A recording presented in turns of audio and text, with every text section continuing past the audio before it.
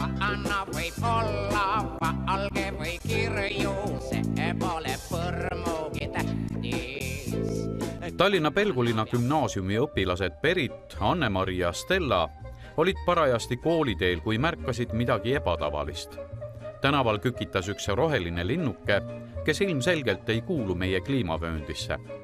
Väike viirpapagoi oli külmast kange ja kössitas tänaval. Möödavuravad masinad ainult suurendasid linnukese hirmu. Kes teist siis kõigepealt lindu märkas? See oli meie klassivend.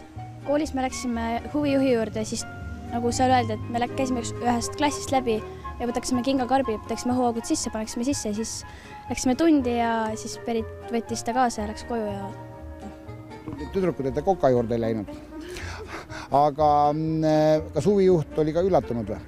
Jaa, ta ei osanud temaga mitte midagi teha, aga siis ta nagu ütles meile, et me läheks teise õpetaja juurde edasi.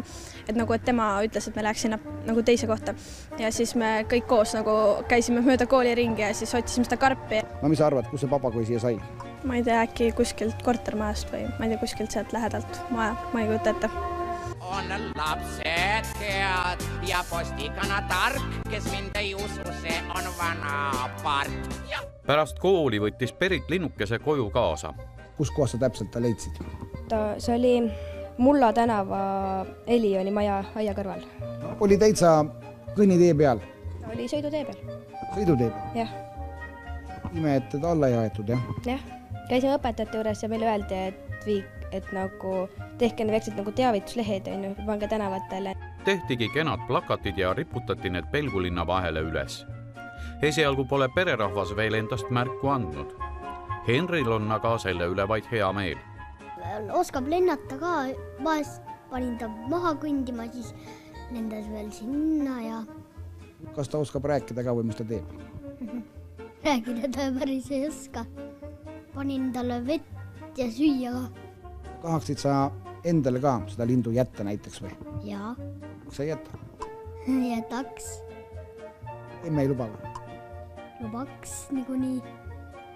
Niikuinii, kas sul on nii ja emme, et kõik, mis sa tahad, kõik saad? Jah. Päris endale Pärtide pere papagoid jätta ei saa ja sestap otsiti kohta, kuhu ta panna.